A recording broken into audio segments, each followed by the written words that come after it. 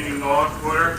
All rise for the Pledge of Allegiance, and please remain standing for the invocation by the pastor David McMurray, the First Baptist Church of Blackwood. I pledge allegiance to the flag of the United States of America and to the republic for which it stands, one nation, under God, indivisible, with liberty and justice for all. Lord, we do ask your blessing on this time here tonight. I especially ask your giving wisdom to counsel in all areas. Lord, I can only imagine the task and often the frustration of trying to make everybody happy. We are so appropriately and yet largely diverse, religiously, ethnically, racially, philosophically, politically. So God, I'm asking that you would give them wisdom to hear all things and to be mindful and to balance all that they're hearing and to do what's good for the whole. Give them that kind of wisdom and that kind of patience. I would ask God that you would give the same kind of consideration to the constituency, that we would be realistic in our expectations and not so self-centered with our demands. Just begging for oversight, God, for divine oversight in all the areas of our township, those who lead and serve, as well as those who have ideas and are making requests. God, give us patience with one another and respect for one another, and help us to work together to make this a great place to live. In Jesus' name, amen. Amen.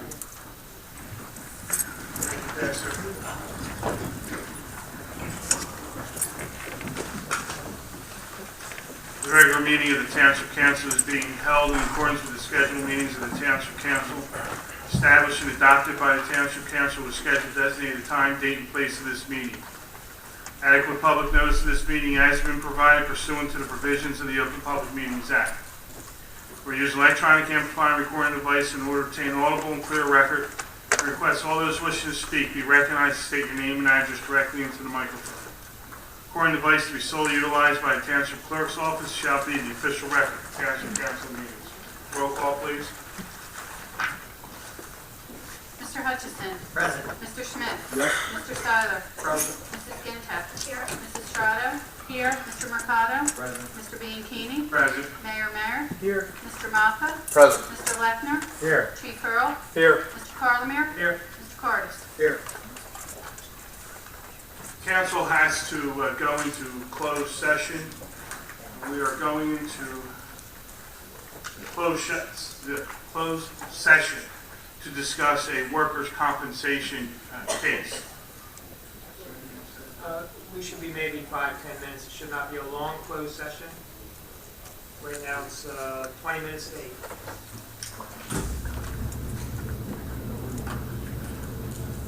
Do I have a motion to go into closed session? Roll call, please. Mr. Hutchison. Yes. Mr. Schmidt. Yes. Mr. Seiler. Yes. Mrs. Gintek. Yes. Mrs. Strato. Yes. Mr. Mercado. Yes. Mr. Bianchini. Yes.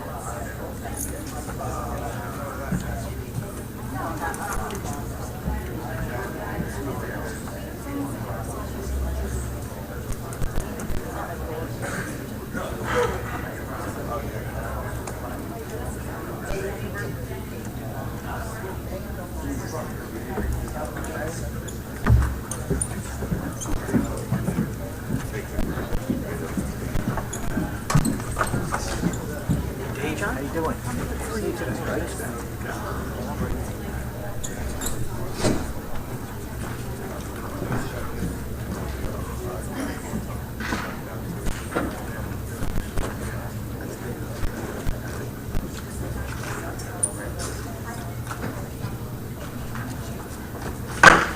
the meeting back to order. Can I have a roll call, please? Mr. Hutchison? Present. Mr. Schmidt? Yes. Mr. Seiler? Here. Mrs. Gentek? Here. Mrs. Strato? Here. Mr. Mercado? Present. Mr. Vacating? Present. Time is 8:45 and we're in closed session for 5 minutes. Closed session, as I stated earlier, was for workers' compensation review. A recommendation was made to council. Council accepted that recommendation and has authorized the workers' comp attorney to follow through with that. And until that case is completed or closed, I guess, it will be still on closed session. Is there anything else to add? No, that covers everything. Thank you. We'll now have the first public portion. Anyone wishing to speak on agenda items only, please raise your hand and come to the microphone. Mr. Barry?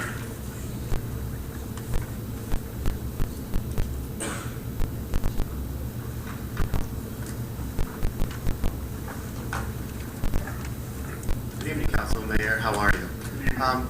There's two things I want to talk about tonight. The first is you are looking to reappoint some members to the planning board. Is that still planned for the agenda? Yeah, that's just appointments that I believe the mayor makes. That's Right. It's just a announcement. That's Right. Well, pursuant to what we spoke about months ago, did you do the proper background into these individuals? I looked into conflicts from a legal point of view under the planning board statute and determined there are none. Well, I disagree with that assessment. According to the State Department of Community Affairs, spouses count as the person. And again, correct me if I'm wrong here in these connections, but Antonio Guevara, he has a wife, Dora, that is a member of the MUA. No, that's his mother. Okay, then in that case, I was wrong. Josephine Costa, is she any relation to the zoning board solicitor? She is. Are they married? What's their relationship? That's her husband and wife. In that case, is that legal? I determined it's not a conflict. He's the solicitor that serves appointment by the zoning board. This is planning board appointments. I don't read the statute as saying Josephine Costa would be a conflict. Okay, well, again, to talk about this a little bit more, well, we disagree because the zoning board solicitor is a position under the township. They are married. Therefore, according to the DCA, that's conflict. Second thing, I want to talk about the drop-in. I'm sure y'all figured I would be up here to talk about that. Again, I just got a copy of this about 20 minutes ago, so I haven't done a thorough analysis here. But can you tell, for those of us in the audience on the feed, what is the difference between this proposed ordinance and the ordinance that was part of the initiative effort?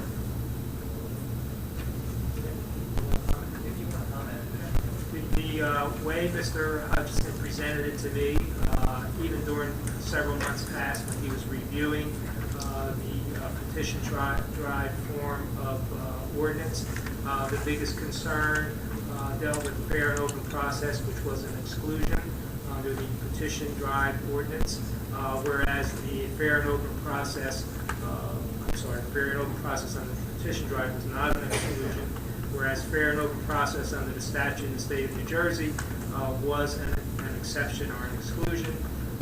There were issues that deal with constitutionality of saying a fair and open process is not an exemption. That was some of the things that Mr. Hutchison indicated when he spoke to me.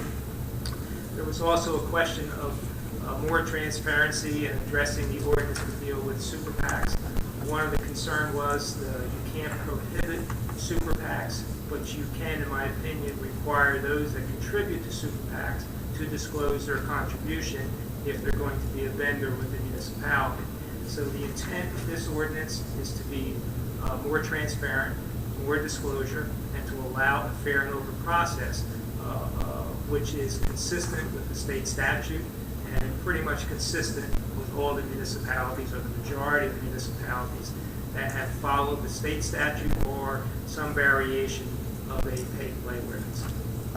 Just a couple points about that. First off, I agree about the super PACs. If people donate, they should tell us about it.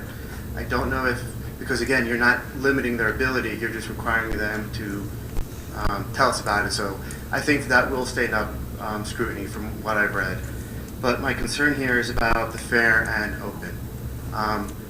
The version of pay-to-play that the state recommends includes that exemption. And what I see in this ordinance is Section 2, all contracts must be fair and open. And then Section 8, Paragraph A, it lists that fair and open is exempt from the limits of this ordinance. So if I read this, what you're saying is everything must be fair and open, but fair and open is exempt from limits, so this whole ordinance is not going to get you anything. No, that's not the intent of the language. If it's not clear, it might just be the way I articulated it.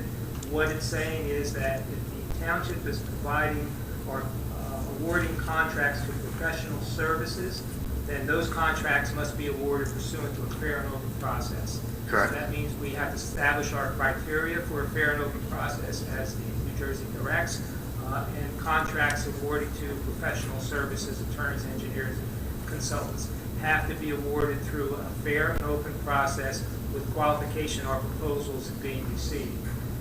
When it talks about as an exemption, it exempts it from the campaign contribution limitations. Right, so I'll put this in layman's terms. If I open up an engineering firm and I donate above the thresholds here, I can then get a contract under fair and open, is that correct? The statute in New Jersey currently does not put the campaign contribution limitations on a fair and open process. I'm talking about the ordinance here. This ordinance follows with the state mandates that campaign limitations are not on a fair and open process. Right. And that basically is there for Mr. Solicitor, constitutional issues. I don't think you understand what I'm saying here. The ordinance, the fair and open, closing what's called the fair and open loophole, one was pushed by State Comptroller Matt Boxer.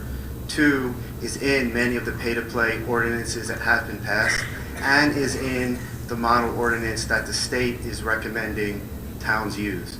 So there's no constitutionality issue with exempting fair to open.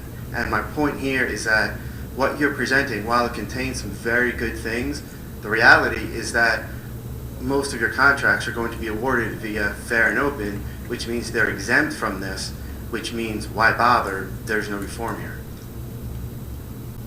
That's all. So I ask that you, I am a reasonable person, and I will work with you to come up with a good reform. If you make the fair and open process part of this explicitly, I will support it. To me, that makes this a meaningless ordinance and is not reform. Thank you. Thank you, Mr. Waring. Anyone else? Yes.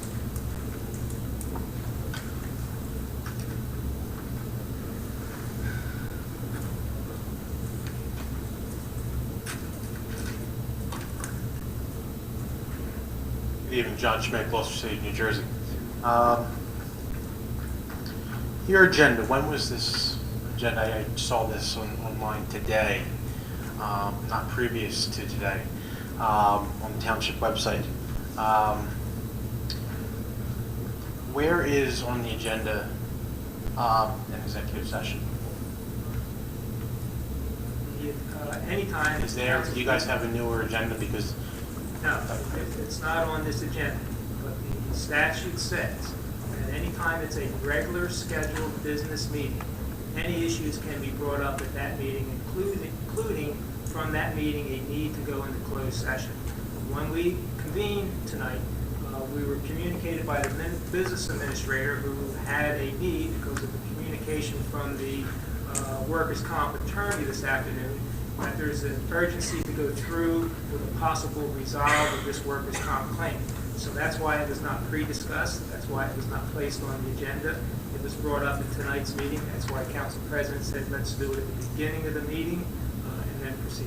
When did the township find out, or the business administrator find out that there was a need to go into exec tonight?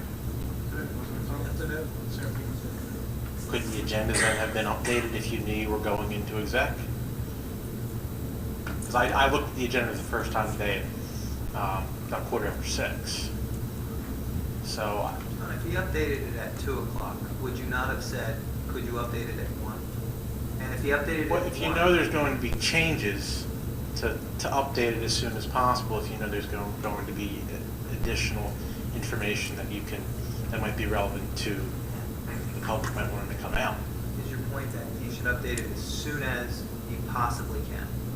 If it's possible to do that, and to include, if you knew at 2 o'clock that it was going to be part of your meeting, this gives you ample time to get it on the agenda. Well, The agenda's for tonight. Well, John, the business administrator notified me as I arrived today at 7 o'clock that he needed to talk to me that there is a need to possibly go into a closed session.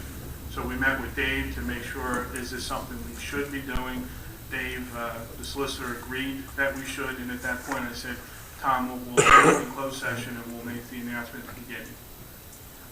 And regarding the executive session workman's comp, can you be any more specific as to what type of issue, whether it was like a slip and fall issue, and maybe what department it was in? I think the only comment you probably could make, it was a police type injury issue. But I don't think council can comment on anything other than that. Okay. Thank you very much for that. Thank you. Anyone else? Seeing no other hands, we'll close the first public portion. Bid report? 7-yard dump truck with spreader and plow, 20-yard refuse truck. Motion to accept the bid report. So moved. Second. On the question? Roll call, please. Mr. Hutchison? Yes. Mr. Schmidt? Yes. Mr. Seiler? Yes. Mrs. Gintev? Yes. Mrs. Estrada? Yes. Mr. Mercado? Yes. Mr. Bianchini? Yes. Appointments? Planning Board, Class 4, Antonia Guevara, Michael Jones, Scott Owens, Josephine Costa. Alternate, Sandra Shin.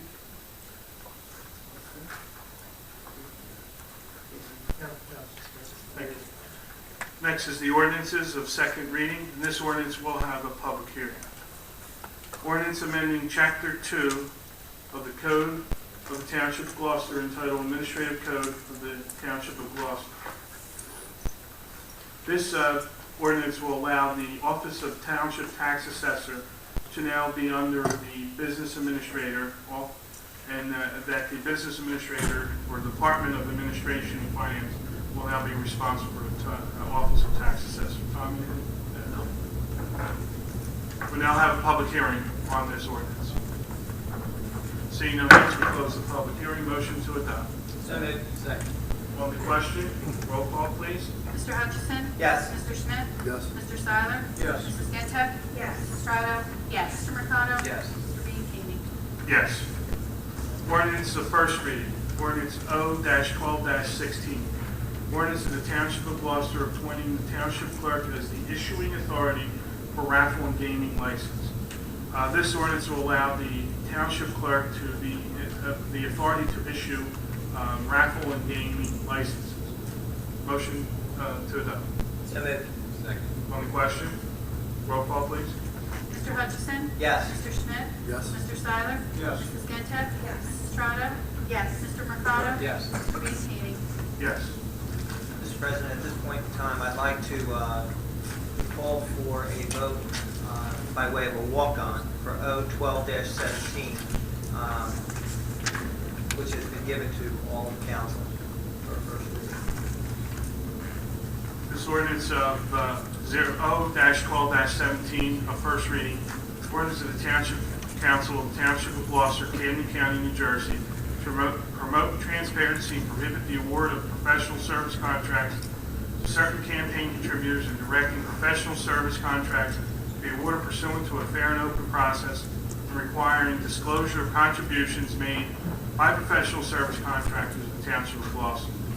As the title states, this ordinance will allow the Township to adopt an ordinance to prohibit the award of professional service contracts to certain campaign contributors and making sure that they have the fair and open process. Anything to add to that, Dave? No, I think the clarification of the language is set forth in the whereas. At the beginning, it says it's an ordinance to promote transparency in government, contract reform, a fair and open process, and to promote disclosure of contributions to candidate campaign funds, PACs, and super PACs. It's drawn pretty much, as we spoke about a little bit earlier in this evening's meeting, in communication with Dan Hutchison as to what he has worked on in the past. I'm sure he might have some comments. At his direction, I made sure that every member of council had a copy of this yesterday, so that they had an opportunity to review it. I'm sure everyone has thoroughly reviewed this. So basically indicates a fair and open process and contributions to super PACs, transparency, and disclosure. Councilman Hutchison, you have anything? Yes, I mean, I think that we need to do something. I think these super PACs and PACs in general represent something that we want to get away from.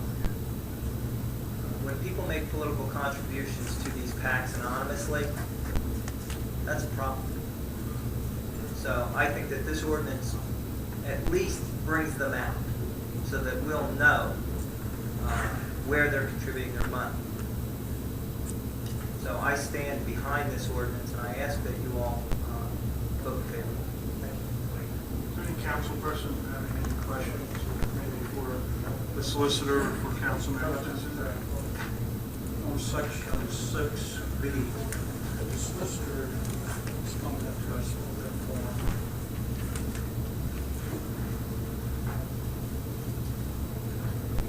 So section 6, disclosure statement by business entity. A business entity shall have a continuing duty to report to the clerk of the Township of Gloucester any contributions that constitute a violation of this act that are made during the negotiation, proposal process, or duration of the contract.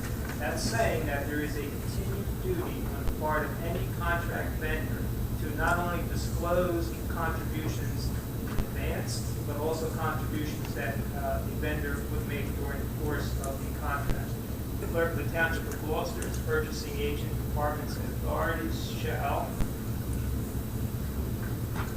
be responsible for informing the governing body within 10 business days after receipt of said report from the business entity or the next council meeting following the receipt of said report from the business entity, whichever comes first. So it makes an obligation on the administration also to advise members of Township Council of the continued disclosure obligation placed on the business entity. So they have 10 days to do this. Well, they have to do that continually. That's their obligation. But once the report is filed with the clerk has responsibility of informing the governing body within 10 business days after receipt or at council's next meeting following the clerk or business administrator's receipt of the disclosure report.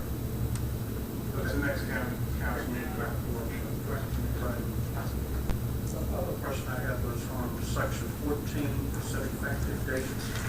You say 20 days goes into effect, 20 Right. days. Calendar days. You mentioned calendar days in section 6. Yes, it is by statute. After the second reading, if it's passed on second reading, the effective date of the ordinance is 20 days after that second. Not the calendar days. Calendar days. Okay, so you should have calendar days. I could put it. Okay, that's all. Anyone else? Seeing no more questions, we have a motion to adopt. So that Second. On the question, roll call, please. Mr. Hutchison? yes. Mr. Schmidt? Yes. Mr. Seiler? Yes. Mrs. Gento? Yes. Mrs. Estrada? Yes. Mr. Mercado? Yes. Mr. Bianchini? Yes. Resolutions of consent agenda. Any council person wishing to remove any of these resolutions, please let me know now. I have a motion to accept the consent agenda, approve the consent agenda. So moved. On the question, Roll call, please.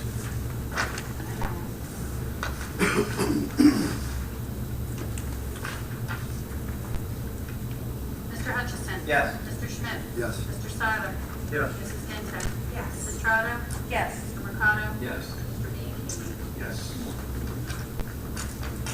163, resolution of the Township Council, the Township of Gloucester, County of Camden, New Jersey, authorizing the issuance and sale of up to $338,000 of special emergency notes of the Township of Gloucester, making certain covenants to maintain the exemption of the interest on said notes from federal income taxation, and authorizing such further actions and making such determinations as may be necessary or appropriate to effectuate the issuance and sale of the notes. This resolution allows the township to fund the final part of the revaluation project. The total project, I believe, is $1.69 million. I believe it's 5 times the 338, so yeah. And this is the last payment, My correct? understanding is this is the last payment, yes. So that the resolution allows the township to make that final payment of the revaluation. Do I have a motion to adopt? Second. On the question, roll call, please. Mr. Hutchison? Yes. Mr. Schmidt? Yes. Mr. Seiler? Yes. Mrs. Ginta? Yes. Mrs. Estrada? Yes. Mr. Mercado? Yes. Thank you. Yes. Mayor's report, Mayor?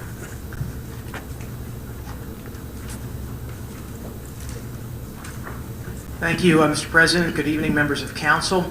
About 10 days ago, we had a series of storms that went through southern New Jersey, and in particular affected Atlantic, Cape May counties with some great devastation. We were fortunate we did not have that to that magnitude here in Gloucester Township, but we did have about 30 homes that were without power for approximately 2 days, and we invoked our OEM, our Office of Emergency Management, and Ray Evans. I want to thank him for his help over that weekend. He personally went out, visited with the area, those that were home, with the residents.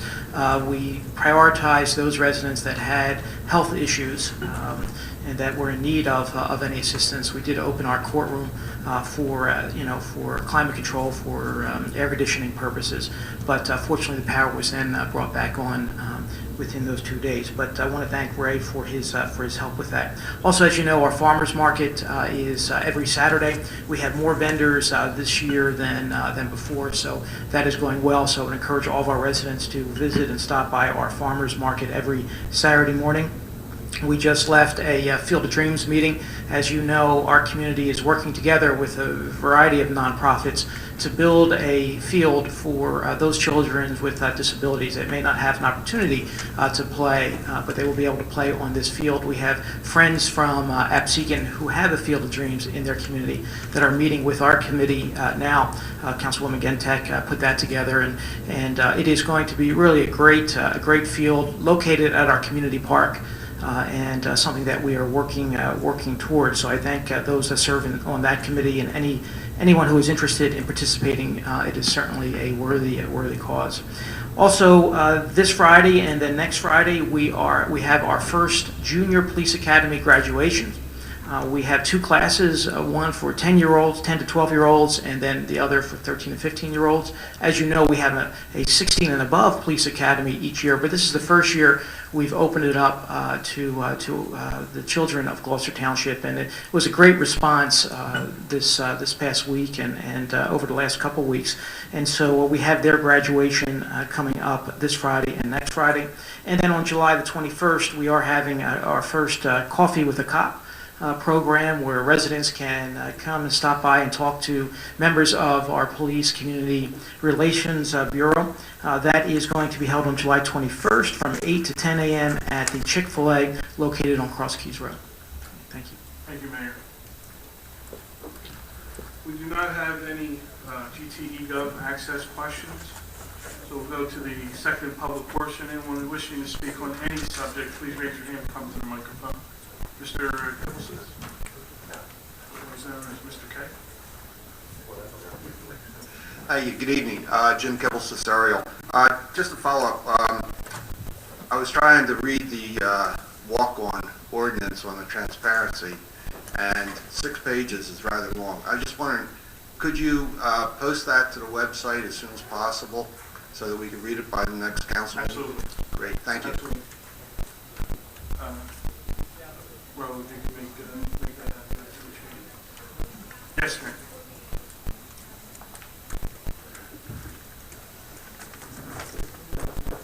Good evening, Council. Judy Murphy, 18 Aberdeen Drive, Ariel. I live behind the Michael's Pet Mart. Just wanted to see if we can get zoning out there. They're cutting the grass right in front of the stores, but they're not cutting it on the property lines behind us. There's grasses back there. They're as tall as the fence, 4 feet and higher. If they can come, so we can, they're not answering. We call the maintenance, but they're not returning any calls. Chief, can you have code enforcement look at that for us, and can you give us a report on it? Yeah. And again, I'm bringing up the trees along there. A lot of the trees are dying or dead, and it's almost like a fire hazard right now. So if that could be looked at, we really appreciate that. Len, I don't know if you could evaluate those trees for us. I don't know if there's programs out there. I knew the county had one at one time. If you can give us a recommendation. That's it. Thank you. Thank you, Len. Yes, ma'am. You were speaking of trees. Could someone, I'm Sarah Young. Good evening, Good evening. and friends.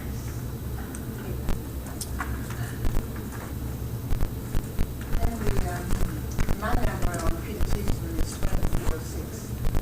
And many of the trees, and our lights go off at home, sometimes they're on the street, and sometimes they're off. But someone check the trees coming out Braintree. They cannot see how to turn until they're in the street, and there's going to be a terrible accident because of the trees. Is there someone can check those trees, please? Yes, Mayor, can Absolutely. okay. Thank you. Secondly, I have time on my hands, and many people in this township are not registered to vote.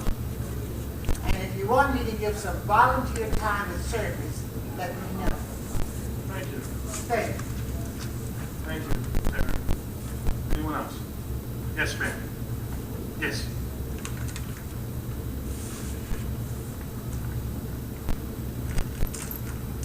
Anna Mae Matalevich, 405 Hillcrest, Blackwood. It's the same old dirt road story again. It's becoming a second State Street, and there's a lot of traffic, and they'll go faster than they should, and it's so dry, and the dust storm is terrible.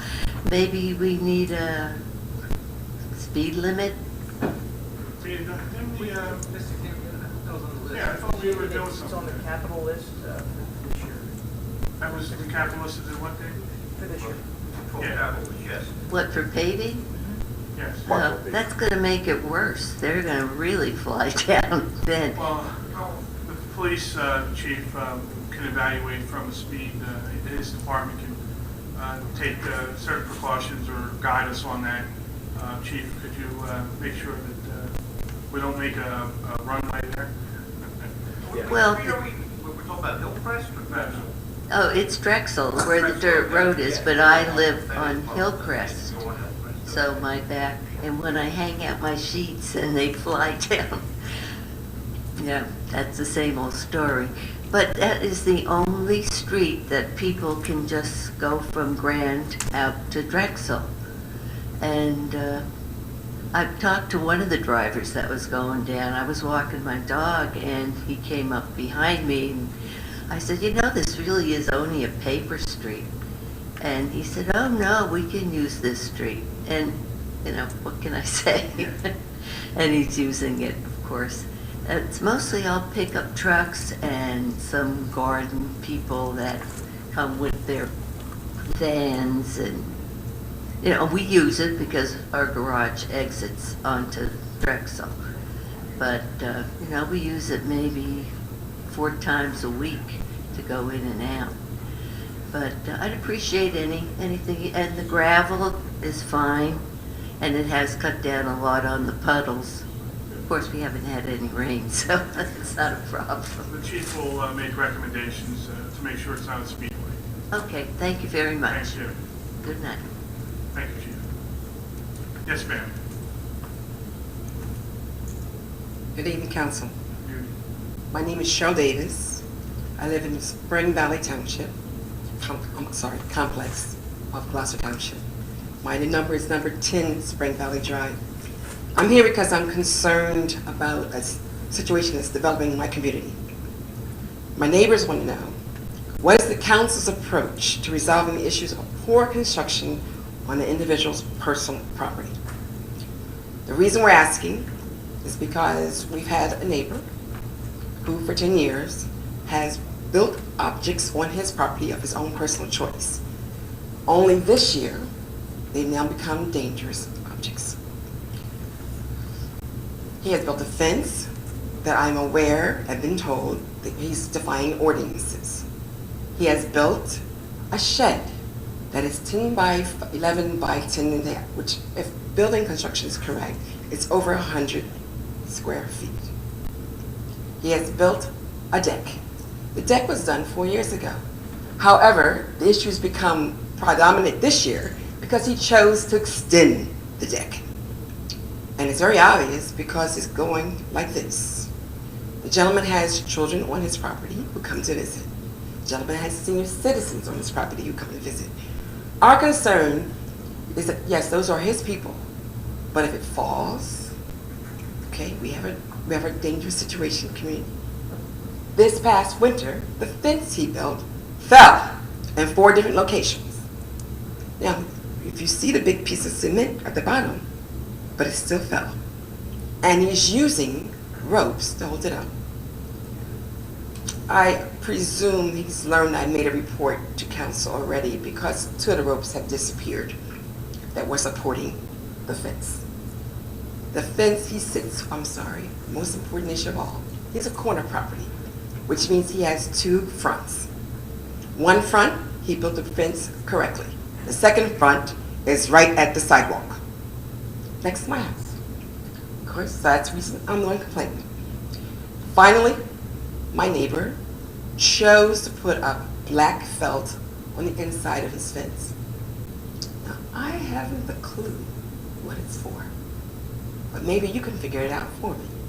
However, every neighbor in the community can look down into his yard, and what was a decent property prior to the fence has now become a junkyard. That is all I have to say.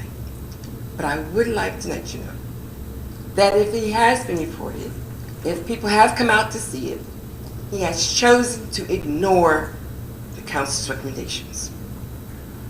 And the neighborhood is getting very frustrated. Thank you. Chief, can you, Excuse me, President. I actually met with Mrs. Davis, with Mr. Lechner, and I spoke with you last week, and I thought that we have already cited him. So do you want to, please? Yes, Council President. Mr. Shepherd, I sent out maybe 3 weeks ago or more for this shed, so he has been cited from the construction official for construction without building permit. So he's been issued fines. I asked Mr. Shepherd to follow up on the extension of the shed today. I also was out there today and did a visual of the fence to see for myself what it was like. The zoning officer, Elisa Ortiz, has been out there. She's been on vacation, and she was expected back today, but she had called out sick. So once we coordinate with her to find out what the status of the fence is, but the fence does appear to be non-conforming. It does appear to, I'm not sure when the fence was installed, but it appears it's been up for so many years. 1 year. Well, you must have.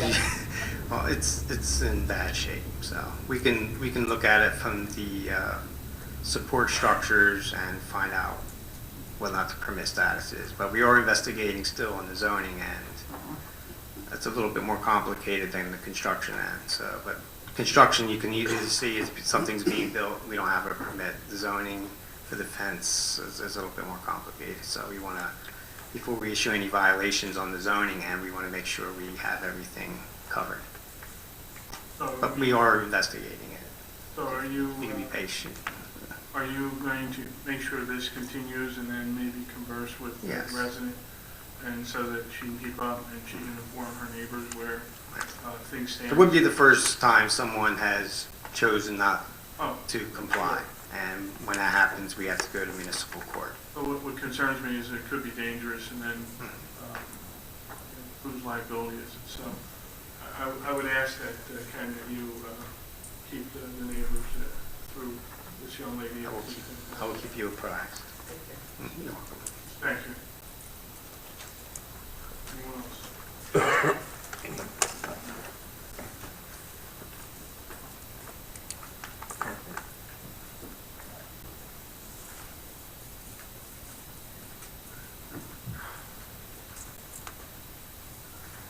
Good evening, I'm John Schmidt, Gloucester City, New Jersey. Can you inform me as to the public comment period, public comment portion policy for special, emergency, and regular meetings of the Township Council of the Township of Gloucester County and Camden State of New Jersey? One public portion and emergency portion. And is the rule that public participation, which shall be any item the public chooses to address to the Township Council, anyone or a specific issue, and anyone addressing council may speak one time, and once all those wishing to address council have had their turns, they may address council a second time only if it adds to what was said earlier, not repeating earlier statements. That's the statement that we included in our.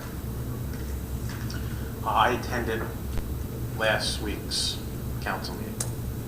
I've done some research on this. I don't think OPMA applies. It's not an OPMA issue. I'm sorry. I don't think OPMA applies. I myself had a few questions regarding the situation. I noticed that there was two other gentlemen who also wished to speak, who had not gone off previously, and were not given that opportunity.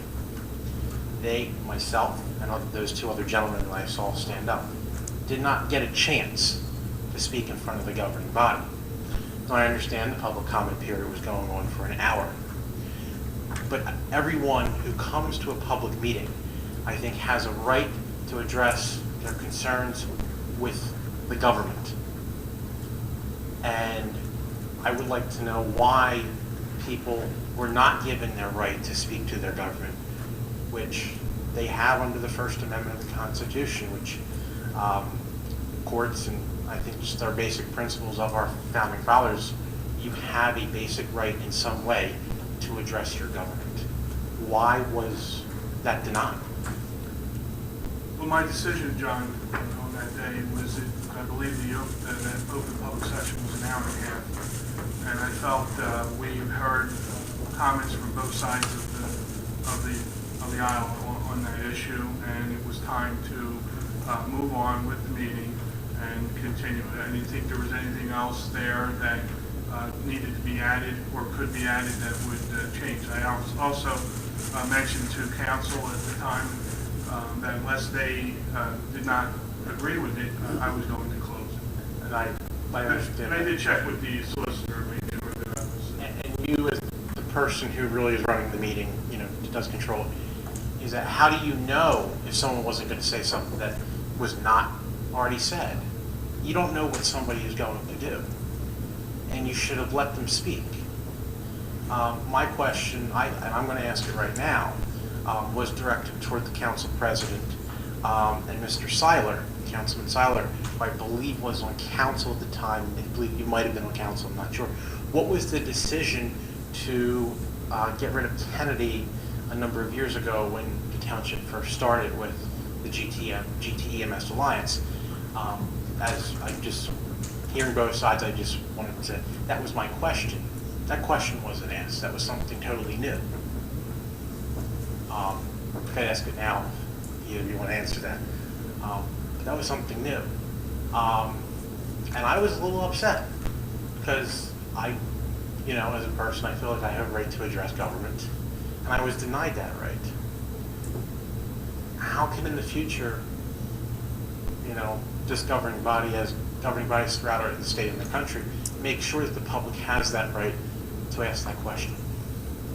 Well, again, John, we could disagree on this, but I think I have a history here of running these meetings and giving everybody plenty of opportunity to speak, much to a lot of people's chagrin. I usually err on the side of giving people the opportunity more than some of my colleagues would agree with. I felt an hour and a half at that point, as I told you earlier. I thought we pretty much had everybody's opinion. It's a good question you have. If you would like, we could try to answer it. But, again, that's why I'm one of 7 here, and I usually have done in the past, asked, or council has also asked me, Council President, can we end the public session on numerous occasions? And we have.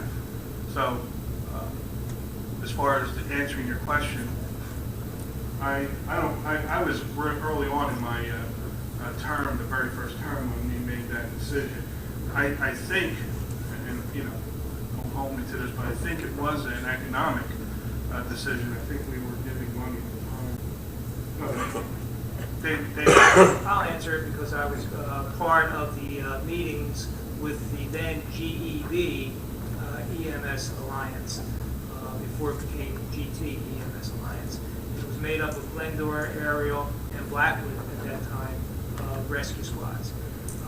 And they were also, if my memory is serving me, part of an alliance with a neighboring town. I want to say Audubon, I could be correct about that. And when they first came and met with the mayor and Chief Stolzheimer, they talked about wanting to provide the services because they were supporting Glendora, Ariel, and Blackwood Rescue Squad. And the concern that we had in discussing with them is that they were not financially able to provide the service. That was the chief's concern as an emergency personnel. And until they were able to establish that, the township was going to continue going out on a procurement process for that kind of a service. So we indicated to GEB, EMS Alliance, that they would have an opportunity within 1 year to come back to show that they had the financial ability. We were also concerned about their organization charging residents and then subsidizing them out of town. They restructured themselves. They came back a year later. They satisfied the mayor then, and they satisfied the chief that they were going to use the volunteer ambulance squads vehicles, get their vehicles properly equipped and properly certified by the state requirements, and they were financially able at that time to respond. There was no reason to dismiss Kennedy. What the township decided to do is that since you were supporting a volunteer organization and were pro-volunteer, that we were not going to go out on a procurement process. We were going to support a local organization and volunteer group. It's not that volunteer group anymore. You should realize that. So they have changed their organization significantly. There's no volunteer ambulance. From my knowledge is they own them all. They're not registered and all those things, and that's why what happened, I'm sure, throughout that whole meeting, what took place. So it's really GEB EMS Alliance, not the current EMS Alliance. Not that, and I hear both sides of the argument. And I guess is that one of the reasons why the township went ahead and did it 6 months to revisit? Obviously, you guys probably want to keep it in town if you can. Would that be a correct assumption? One of the goals is if they come under, reorganize themselves, have new leadership, and again, can show the township that they can service the township, they would be under consideration just like anyone else. Thank you for addressing the question. I appreciate it. Anyone else? Mr. Barry.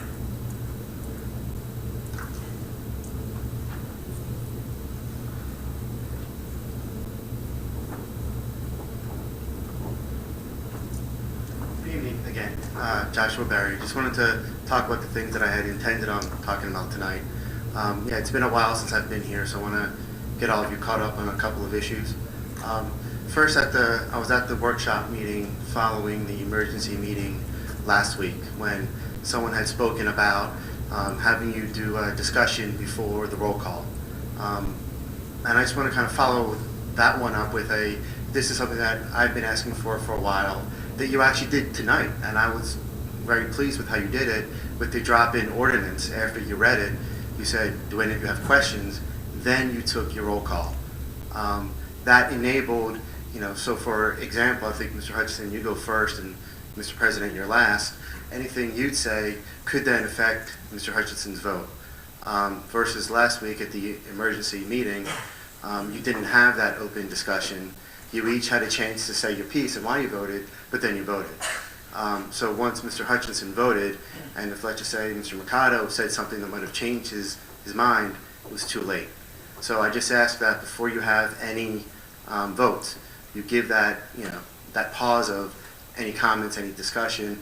And I realize 98% of the time, there may not be any, but at least give you guys a chance to talk about it. So, second point, as you all will know, over the last couple of months, we've been working with officials at the state level on a number of issues that we've uncovered, and we've heard back on one of them. I know that they move really fast. You'd be glad to know, Mr. Mayor, on the issue of Comcast employment not being a Faulkner violation. This particular agency didn't think it was.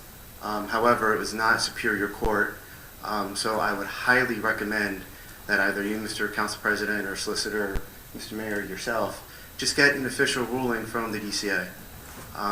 The opinions of most people I talked to about this one is that it's one of those obscure or obsolete laws, like you've got to have someone with a flashlight in front of your car while driving at night, or even you might ask Mrs. Masquerel to repeal that section if it's obsolete. And then finally, about the drop-in ordinance, and I'm not going to talk about the contents of it, we'll save that for another day, but I'm curious, why now? I've been in front of you for over a year now, probably close to 15 or 16 months. We're at the point where we're in litigation. We've got a hearing tomorrow over essentially 3 signatures. Why now? Why not a year ago?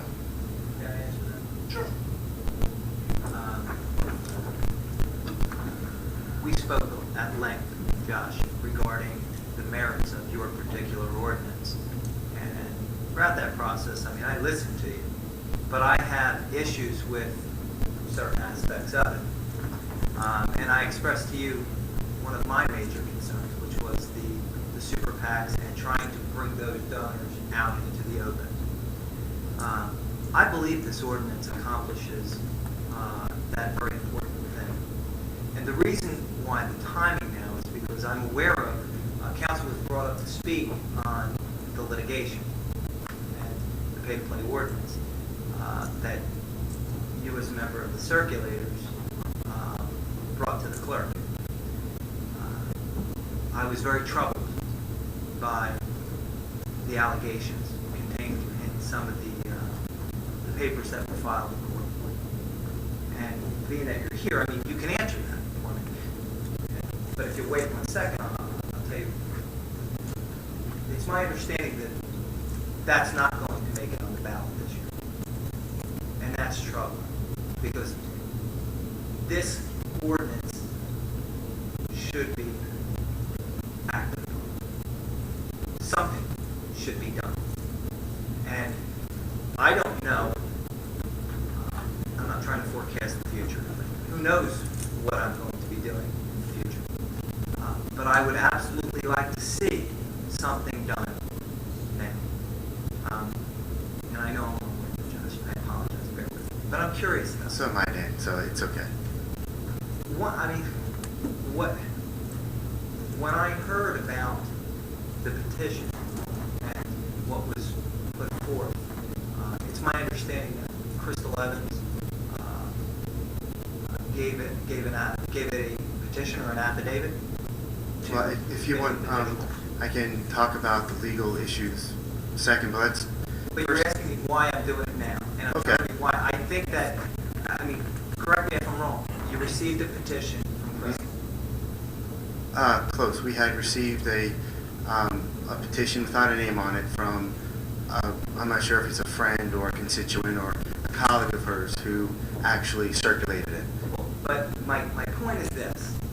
If the allegations of that affidavit are correct, then I believe that there's a credibility problem, which is going to prevent that petition or a similar petition from going forward. Okay, so let's talk about, there's two separate issues here. First, to talk about the PAC issue. In reading the ordinance while the rest of the meeting was going on, it did occur to me that someone like a Remington and Vernick, not to pick on you, Mr. Cantwell, but if they get all of their contracts through Fair and Open, the reporting piece is not exempt. So if they donated to any kind of super PAC, you're absolutely right. They would have to declare that. And that, in my opinion, I'm with you, Dan. That's a great, I'm sorry, Councilman Hutchinson. That is a great thing to have. Again, I'm not going to debate the areas where we disagree because we'll be here for a while. When it comes to the court case, I'll be honest, I wasn't watching the meeting. We were in Disney at the time, and I'd gotten a number of texts. Oh my God, they're going to closed session about pay to play. What's going on? I don't know. So I tuned into the live feed, which is one reason why, Mr. Mayor, I like it, because I travel a lot. That's why you haven't seen me for the last couple of months. And for a couple of the meetings, I've been able to follow along. In one case, even on an airplane for about 5 minutes while I had good Wi-Fi. And there were a couple of things that were said to you that aren't quite accurate. The first is regarding that petition. There were allegations of petition switching, meaning that she was handed a petition that said, I think, a rec center or something. And then all of a sudden it was changed to be a pay-to-play petition. Mr. Hudson, you've known me for over, actually a number of years now, from when we met to our kids. That's not me. There were only 11 signatures on that petition. I'm not going to forge a document. My problem was not necessarily with you, Josh, but didn't Tom Crum sign as witnessing all of those signatures? So, Mr. Hutchinson, here's what happened. And again, this is public record, right? So I'm not betraying any kind of confidence here. I was a keeper of the petitions. And we did that because I didn't want people to lose them, because we knew it was going to be a protracted effort. Mrs. Stallworth Holmes gave that petition to Beth at a council meeting last summer, and then Beth then gave it to me when I got home because she left early. I noticed there was no name on it, and since I hadn't met Mrs. Holmes, I had no way of really knowing who it was, and Beth didn't remember her name. So I set it aside, saying, okay, we'll find out who this is, and we'll get her name. And then once we started to notarize them, to turn them in, I tried to contact her through Mrs. Evans. Well, this was around election time, and I guess she was off doing her own thing and was not returning my phone calls. I thought I destroyed it. It was a clerical error. I mistakenly put it in Tom's file. And the reality is, when you go to notarize these things, it was literally 6 months, some long time. It was a clerical mistake. And just so you know what the judge did on June 8th, he threw it out. He said, it's dead. It's no longer a part of this. There's no longer a fraud relating to this one. Everyone agrees it was a clerical error on our part. There was no petition switching. We did not change the topic of the petition. We did not forge anyone's name. It was a simple... What I understand is that a citizen of the town whose name appeared on that petition says that it was not a petition for pay to play. It was a petition for a recreation center, which was given to her by Crystal. And Mr. Hutchinson, I'm telling you, she's mistaken. But then Tom Crum makes the second mistake, and he witnesses and signs as he saw everybody on that sign it, when in fact he never did. That, in my opinion, calls into question the entire process, because how many other petitions were there? Mr. Hutchinson, I'll be blunt here. We gave you 1,350 signatures. You came back to me with 5 people who have concerns. 2 of them have husbands who are connected to the party. One sits on planning, one's on the rent stabilization board. The other 3 are connected to each other. and then do have a connection to the party as well that I'm not going to discuss here. 5 people who make a complaint out of 1350 is not fraud, is not widespread wrongdoing. So if you want to talk about human error, that's not fraud. That was just human error, right? The solicitor, when he first reviewed our petitions, he missed 2 petitions that had the bad notary, right? Now, we could assume assume that everyone's good, that it was an honest mistake. Are we going to say that that was intentional fraud? So when we tried to amend all the other ones, but not those, he could then catch us with 2 petitions that were also bad? That's not fraud. I think that, So, Josh, if I may, I think the problem here is this. The mistake that you reference of your allowing Tom to witness signatures, when you sign a document saying, I witnessed these people sign this petition, I personally circulated it. Is it signed under penalty of perjury? all right, Dan, I'm curious, is it signed under penalty of perjury? I'm not an attorney. But I don't know. You So, work with these people. hold on, Dan. I'm not going to get into this back and forth with you now. I'm just telling you, the judge, throw it out. It's done. Mr. Carlemere or Mr. Long and his attorneys cannot claim, because of Ms. Stallworth's petition, that our whole process was corrupted. But the initial question you presented to me was why now?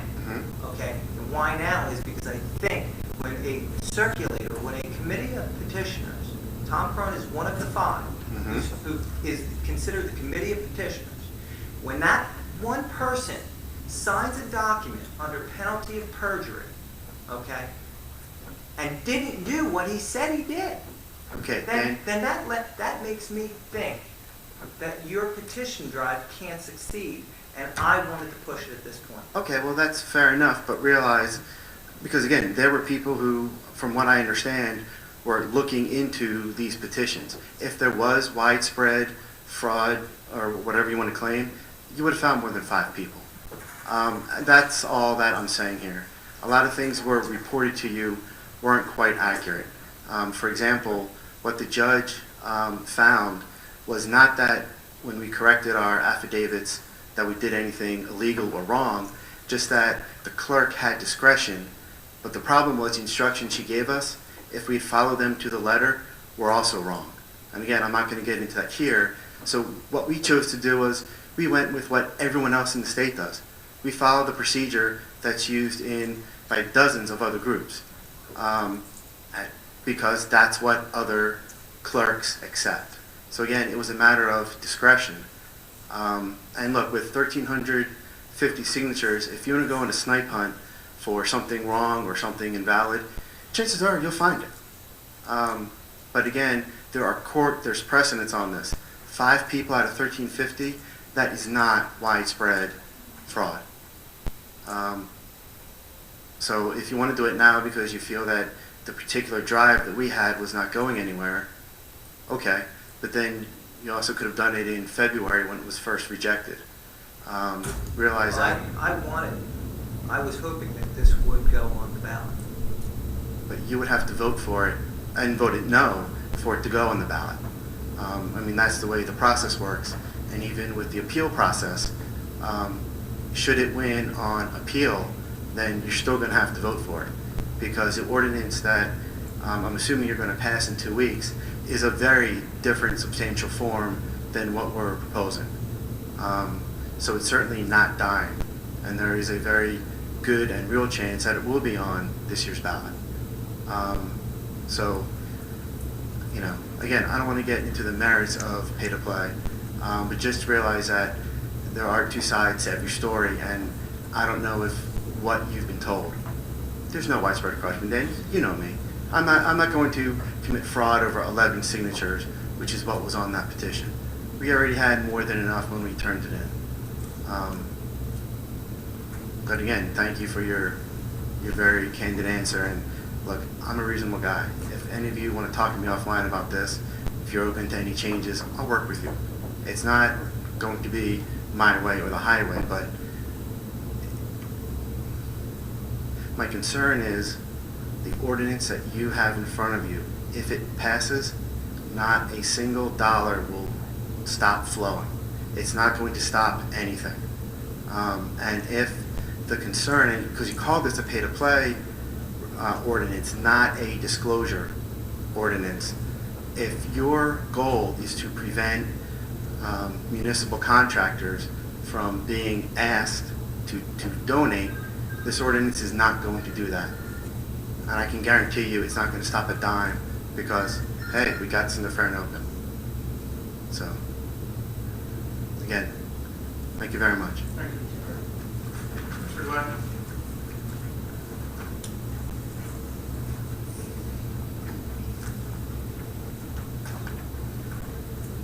Aaron Gladden, 44 Greensway. One thing about pay to play, I grew up in the system, a lot of us did.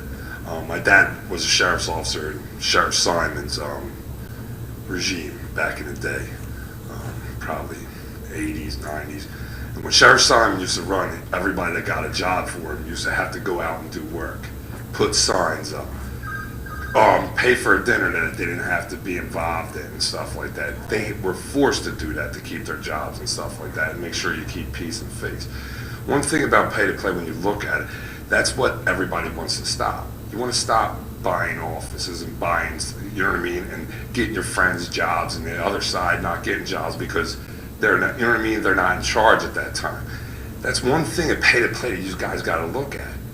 You know what I mean? You got to just really look at the ordinance and make it simple. Keep it simple.